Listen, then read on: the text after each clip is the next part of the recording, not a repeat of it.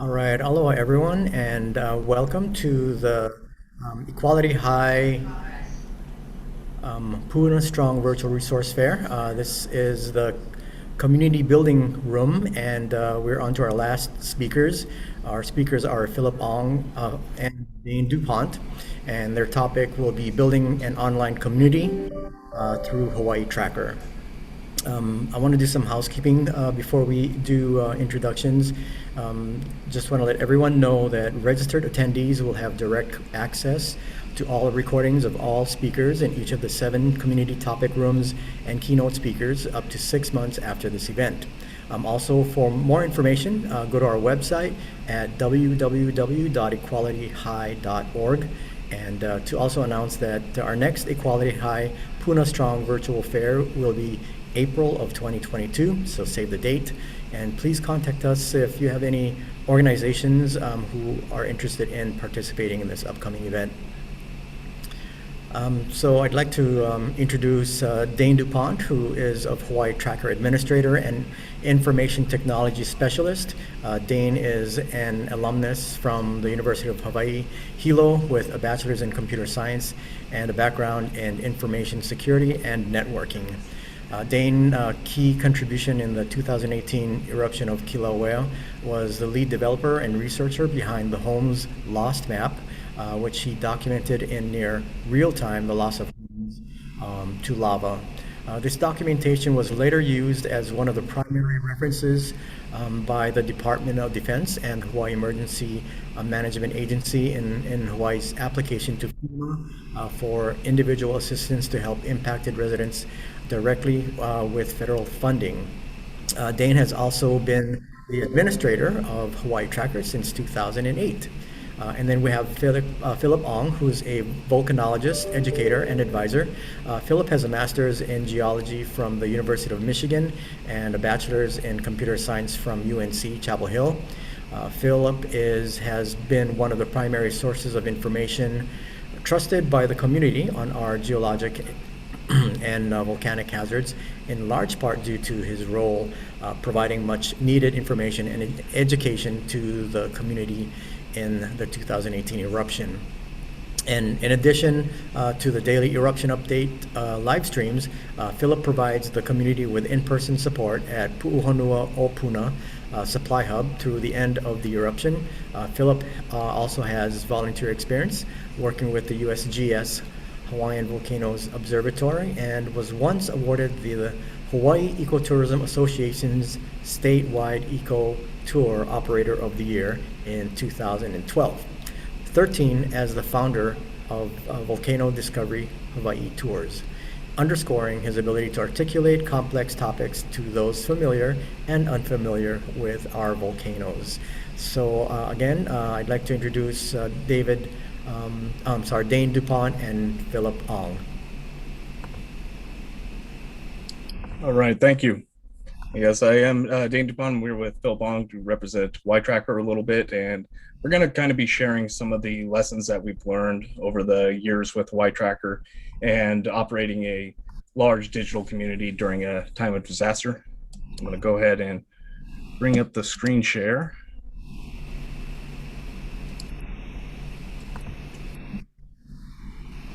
Right. All right, so we're talking about building an online community, or the alternative title is How I Learned to Stop Worrying and Love the Internet. So first we need to start off with what is the internet. And many people are going to have different definitions of it. And, we have Ted Stevens saying it's a series of tubes. And it's inherently not a good or evil thing. It's more of a tool. It depends on how you use it. There are good ways that you can use and leverage the power of the internet for the betterment of the community, and ways that it can become destructive and malicious. So we're going to talk about building a community for the betterment of the community and what that kind of looks like, and also just some of the hazards that we've run into and things that we're looking at going forward. So with this understanding of the internet as a tool, we can step forward and start building that digital community. So first we need membership, right? You need to get people to come to whatever the channel is, the information hub, be it on Facebook or any other social media platform. You need people to be a part of it, right? The more people that are a part of it, the more reach that you have, and reach is incredibly important when it comes to getting your message out. So the membership is, one of the key goals in building a community is getting the members up, and it's not just about the amount of users that join. It's also about the quality of them as well. You want people that are who they say they are and are coming into the conversation in good faith. So this all comes down to, what are you, if you're building a community or you want to build a community or you have a community, what is the community, what is the purpose of that community, right? So for Hawaii Tracker, we focus on outreach and information distribution during natural disasters. That's kind of where our niche is, but we also keep the engagement up in order to keep the reach active. So when nothing's really happening on Hawaii Tracker or on the Big Island in terms of natural disasters, then we do more community engagement or just sharing photos that are unique and capture some of the beauty of living in Hawaii. And all those help to maintain reach. We're going to get a little bit more into that, but what makes it a community, and this is really where Hawaii Tracker steps up, is the content moderation. And finally, what does the community do? What does a membership contribute to this process? Because the thing about having a community isn't just a normal Facebook page or a normal Twitter page where you post your information and then your viewers come and look at it. It's what the community is also doing their own research and their own helpful actions, and it's more about collaborating and working together like a community would, as opposed to just a bulletin board where you post information. All right, so the reach is important also, just to get your events and your content viewed by more eyes. It's organic in a lot of ways, where you're not paying for advertising. You're trying to build your own portfolio and your own community up, or your own, whatever you're identifying your group as. You're trying to build up that presence, and when you get that presence up, more people get to see it. It has more impact. You could have the most important, most well-written piece of research or a very impactful and well-edited video, but if you don't have reach, then nobody sees it. And that's just part of the realities of working online. And this is where we on Hawaii Tracker really try and help out people in the community that do want to get their information out, because they no longer have to build up their own platform. If they have a piece of relevant information that we deem credible, then we're going to elevate that. We're going to allow it to go through. We're going to post it, and they then get to use the reach of Hawaii Tracker to get that message out. So we allow people that don't have reach themselves, or we try to, don't have reach on their individual profiles, but they can use Hawaii Tracker to get the reach, to leverage the amount of users in our group. So one of the things about this was one of the lessons I learned in 2018 as well, is right when the eruption started, my preferred platform for use on social media was Twitter. And I immediately figured out that there was nobody in Puna that was using Twitter really. So by using it, I'm not talking to the people that I need to be talking to, right? If we're trying to crowdsource information, if we're trying to get the community to contribute, and we're going to all work together in order to figure out what's happening in real time, that doesn't happen unless you are where the people are. So we're talking about going to the watering hole here. And the watering hole for Hawaii is Facebook dominant. The usership is a little bit disproportional compared to the mainland, but the usership in Hawaii on Facebook is very high. The Instagram following is more for a younger demographic, but this is where the users are. And we can see the yellow and green lines there represent TikTok and Twitter usage. And they take a background to just the sheer numbers of Facebook. So one of the things that we were doing in 2018 was collaborating with other people that were trying to help out the community in the eruption. And one of the key people many people recognize is Kaika Marzo, and all he did with Puhonua Puna and the information hub down by Pahoa School. So the thing about connecting with influencers is now you're leveraging their reach. They already have an influencer already has reach established. And by working with them or collaborating with them, you're then able to tap into that reach, right? And this is, it goes back to advertising, and this tale is true as time, where you have a recognizable face try and sell a product. Well, it kind of goes the same way on the internet. If you're trying to get views, then getting somebody that already has views to work with you goes a long ways. All right, trust and engagement. So it's really easy for groups, especially on Facebook, to turn into rumor mills, and we get these isolated bubbles of groupthink. And in some of these groups, it's very easy for misinformation or disinformation to run wild, and it's the way in which a lot of content is packaged nowadays is that clickbait style, and that clickbait style ends up working in a lot of ways in order to get the engagement or getting reach, but it's like a fake reach. It's a reach that is artificial. And when you are able to engage and get the trust built with your community, that makes a much stronger online group. And it also goes to regular updates as well. You can't, if you let off of posting, if you have nothing to say and you just don't say anything, you're going to lose that reach. So you got to maintain the reach even when things aren't happening and you don't have anything important to say. And that's it. Otherwise, you just seem like you disappear from the very fast world of the online sphere. All right, so in the introduction, there was one little error. It said that I was administrator from 2008 on Hawaii Tracker. It was 2018. We had a little typo, I guess. And we really were created by Ryan Finley in the 2014 eruption for people to share information.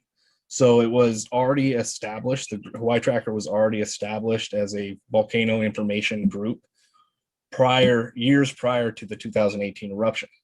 So back then we had in 2014 in 2018 before the eruption, we probably had 3,000 users, 4,000 users, and that went up to 50,000 users by the end of the eruption. So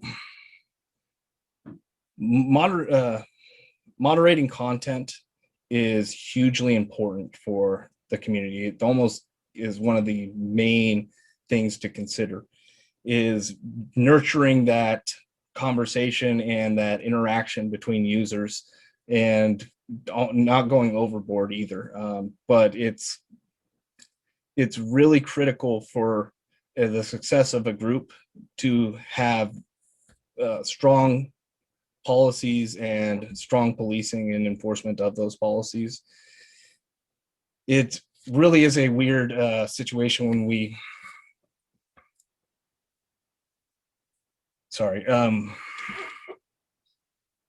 the content moderation becomes the main thing for keeping a community together, because often it's just a few people that are toxic or come in there in bad faith just to argue, that will push away users that would otherwise feel comfortable and are maybe a little shy in interaction, they would push them out and get them to go somewhere where they are less abused by the other users. And the bigger your group gets, the harder it is to enforce all that type of moderation, but it becomes even more important.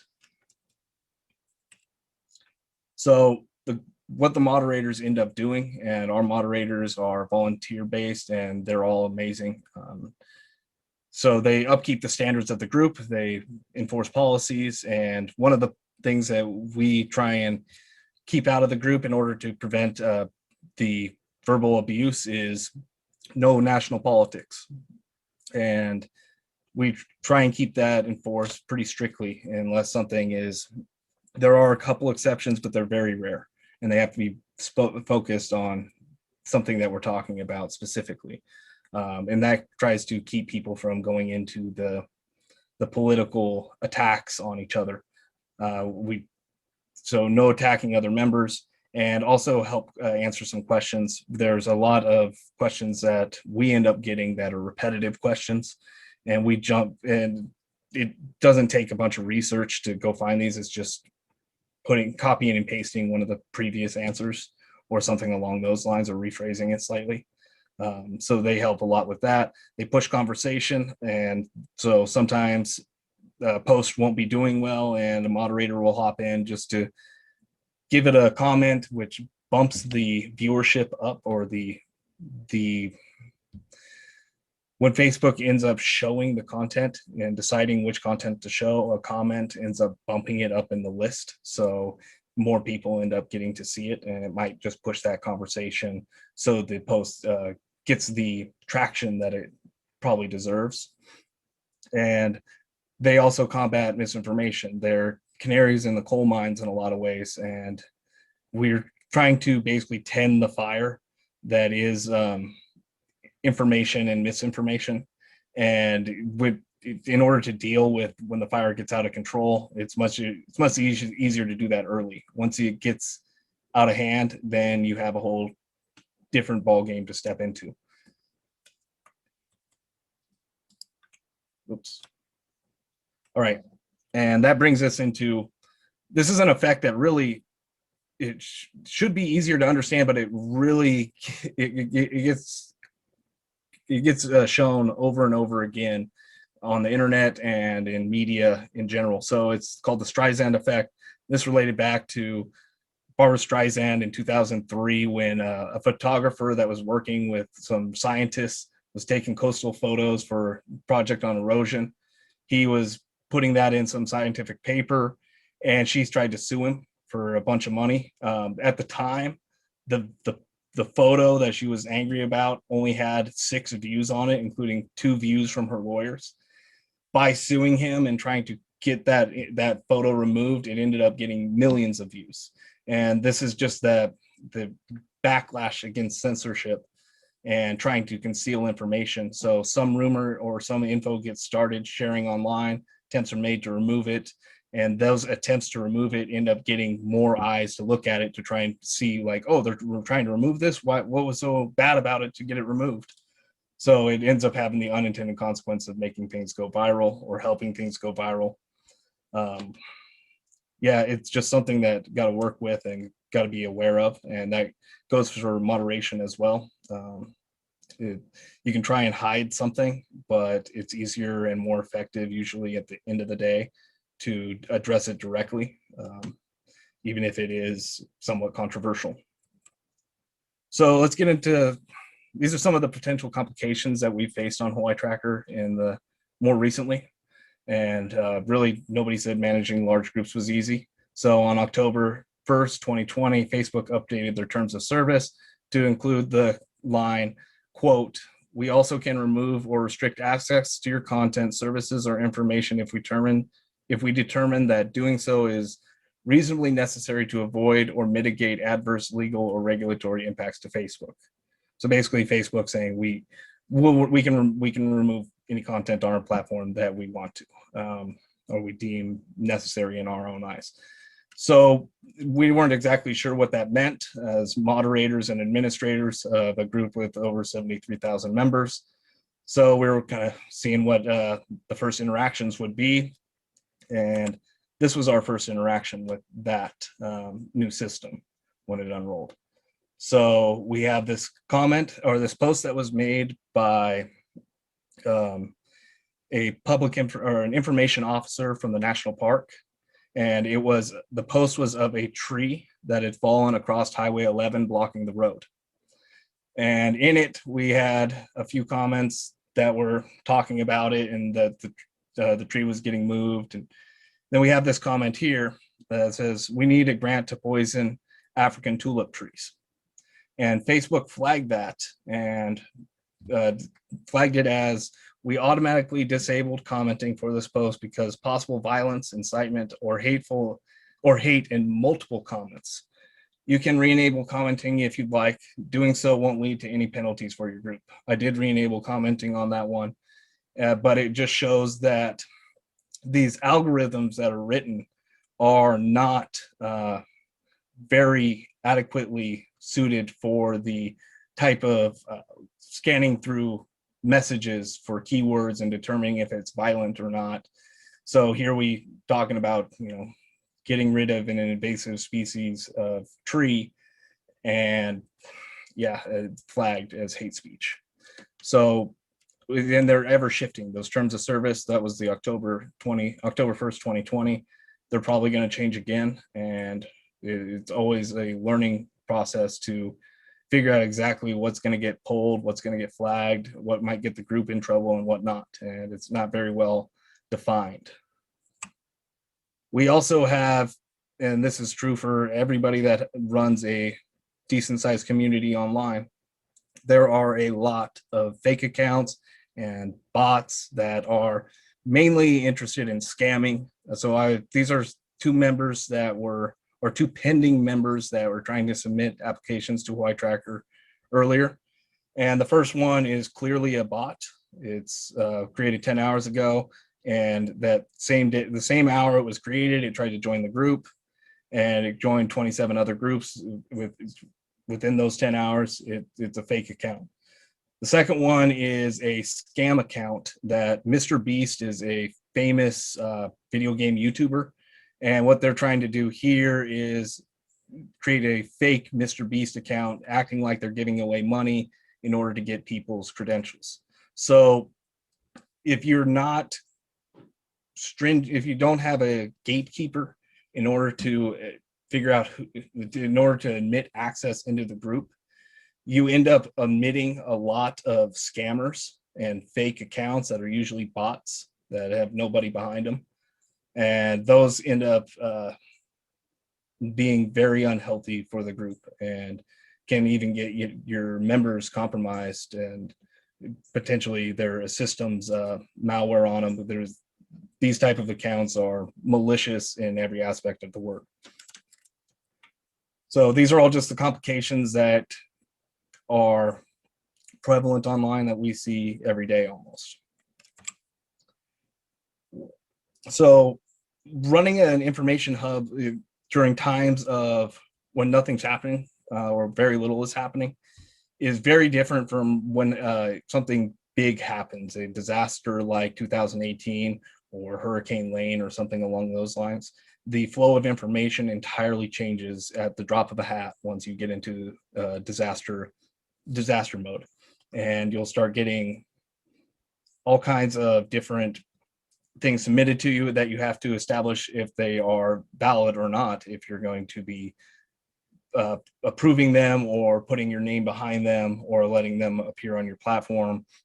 So there's a certain amount of acting like a publisher in determining what goes up during a disaster mode in order to prevent that misinformation. And sometimes it does make the content a little bit slower, but it's not by much. It's still faster than a lot of official channels would be, and more accurate as well.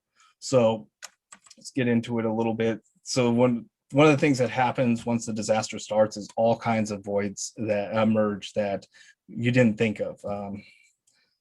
There's all kinds of quotes out there that, every plan doesn't survive first contact with the enemy, type of thing. And that's true for disasters as well. You have a plan, and then as soon as things start happening, it's all about being able to adapt and be able to move to the areas of need and make adjustments to situations that arise.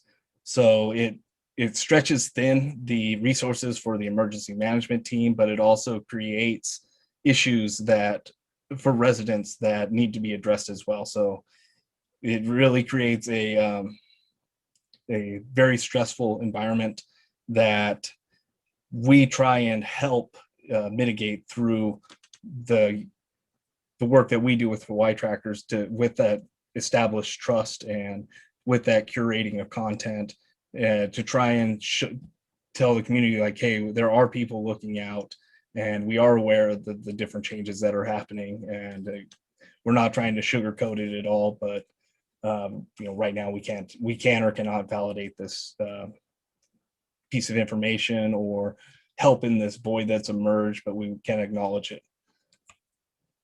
So this is an issue that we've only had light interaction with, but we have had issues with before. It's when an authoritative source comes out with something and it's conflicting with the reports from the ground that you're getting.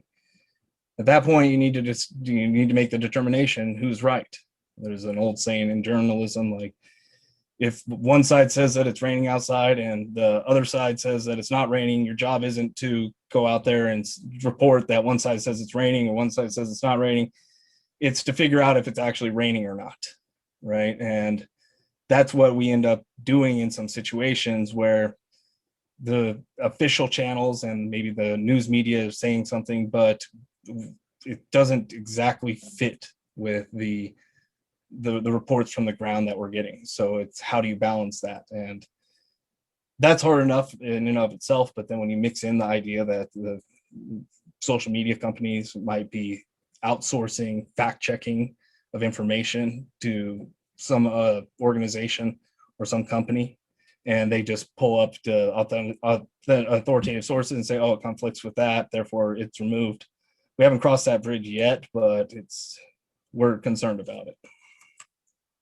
All right, so what we've been doing since 2018, we went through a bunch of recovery phases, and we've been in this recovery phase since 2018. The recovery still isn't completed on that one, and still waiting on a bunch of things to happen. And there's moving and shaking there, but we've been also trying to keep an eye on the volcano and monitor things that nobody else is monitoring. It just to provide that little extra bit of relief by just knowing for residents that now after 2018 feel every single little jolt that the island does, and ask themselves for that question, is it coming back? And we try and also combat the clickbait narratives that become too dominant online today. So Phil, do you want to jump in and talk about some of the updates? Sure, yeah, I'd be happy to. Yeah, thanks, Dane, for covering all that. Yeah, I mean, we tried to share with you guys something that might be useful beyond just what was our experience with the eruption in 2018 and ever since, but that could be used for any crisis, really, whether it's like a local area crisis or even some crisis, within a smaller community of people. So that's what was our intent with that. But we also want to just recap for you guys who are interested in what's happening with our volcano, of course, and our updates and what's happening here most currently, because we have seen from a lot of the sessions shared today that a lot of that trauma is real. There's still a lot of people worried about every little shake of the volcano, and I recall Rabbi Rachel saying that people weren't ready for these recent eruptions to happen because they're still dealing with the 2018, and it's too soon for something else to happen, and it's triggering and all of that, right? So for that reason, and to wrap things back around, right, that we have built this digital community with, that's really locally based here in Puna, but has extended outwards to all reaches of the globe with concerned family and friends, right? So for all those people, especially the ones who don't hear the local news, those regular updates really are crucial. And that's what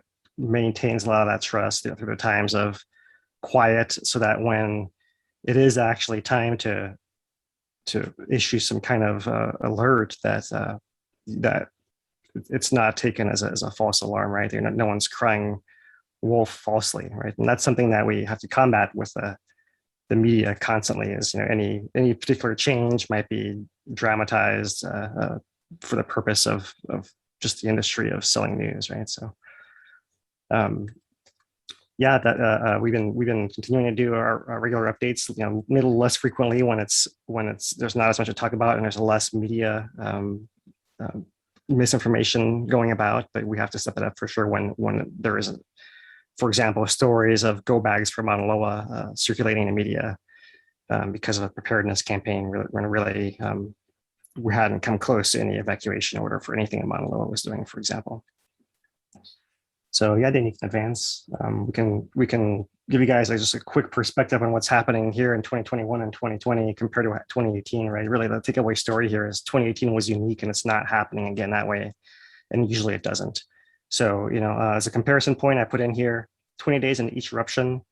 In 2018, we had 55 million gallons of lava erupted and 77 million drained from the summit. And just in the 20 days of the end of last year, that number was 28. So it was about half of that amount of the first phase of the 2018 eruption, which was actually the smallest phase, right? It got a lot bigger. So 2018 was getting bigger and bigger with more lava erupting over time. Whereas in 2020, it was the opposite. It really started off strong and then dropped off really quickly. In 2021, it's been the same thing, with the numbers even lower. So it's been getting smaller, and it's a wholly different pattern from 2020, 21, and we saw in 2018. It's really a whole different animal is the point of this. And that's just a little bit of science to back up that perspective there. So just one more rapid update is the frequency of the geographic eruptions on Kilauea, right? Most eruptions happen at the summit, 70% since 1790, if you count them by numbers. And in addition to those, there's another 25% that get all the way to Pu'o'o at the upper and middle east rift. So together, those two account for 95% of the eruptions. And so it's going to be common to be hearing about eruptions at the summit for a long time, and possibly all the way to Pu'o'o. And there may be movement from the summit towards the rift zone, towards Pu'o'o, but that doesn't mean that it's necessarily going to go all the way. It happens. Obviously, it happened in 2018. It's happened in 1960 and 55, 5 years apart, and prior to that as well. But ultimately, only 2% of eruptions have gone into the lower east rift zone, which is the lowest among all the sectors. Even the southwest rift gets slightly higher than that.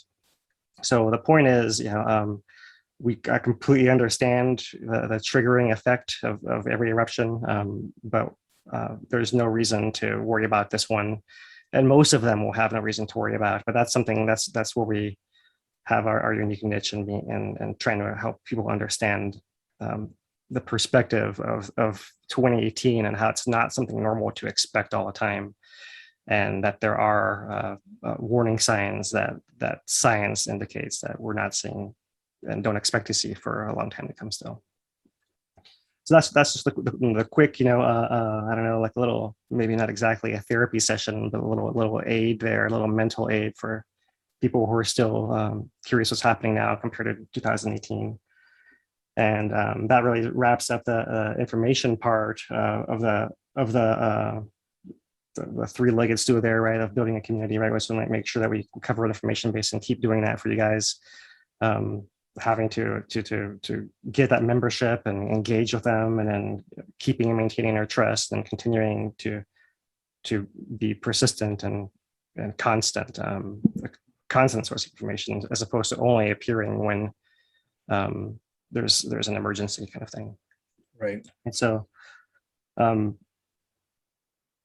something about this, Dane? Go ahead. Yeah, I was going to say, even if you don't have the time to manage your own community or build your own community, you can jump into a community and be a member of that one, right? You can and get you the information that you want for your organization to be distributed. You can get it out there, like on something like Hawaii Tracker, and we would encourage you guys anybody in here to do so. You guys, we're familiar with many of your organizations and doing some great work. and it should be shared and should be seen by more people. So we'd encourage you to, if you haven't made a post on Hawaii Tracker, go ahead and submit something, and we'll either approve it or send you a message and suggest a few edits maybe, and try and get you guys a little bit more reach. We do have a little bit of time extra. We could do some Q&A. I know we have to be off hard at 4. Yeah, and it's also just wanted to add a personal mahalo to all the other. Oh, am I muted still? No, you're good. So add a personal mahalo to all the other speakers that spoke today. I know we covered a whole bunch of different topics or a bunch of different rooms. It was really epic. Mahalo to the organizers, Equality High for putting everything on. It's really a great forum and great to there's so much happening all at the same time. We can't even watch it all concurrently. We have to go back and watch the videos over the coming days here to catch it all. So mahalo for all the content you guys are putting out and for all the effort. So everyone's got their own little part to play. Yeah, as we heard in our opening keynote this morning, right? Everyone's got their own contribution to make, and everyone comes with a valid point of view and everything else that comes with that. So we really appreciate the bringing everyone together, being all inclusive, and what you guys are doing. So mahalo for that. Yeah, definitely. So if we have any questions in the chat, we'll be happy to address them, but otherwise we'll pass it over back to you guys.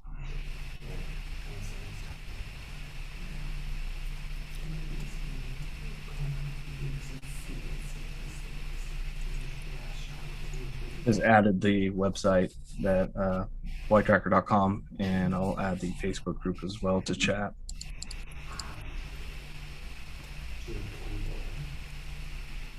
I just had a comment about one of the last graphics you showed regarding the 2%.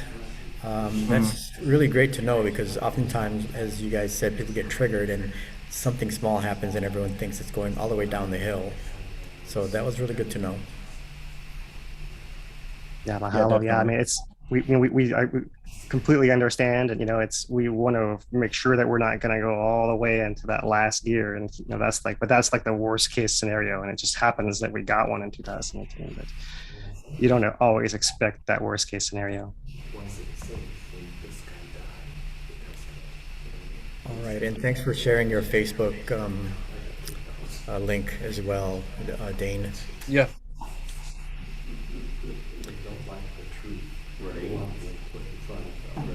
Well, if no one else has any questions,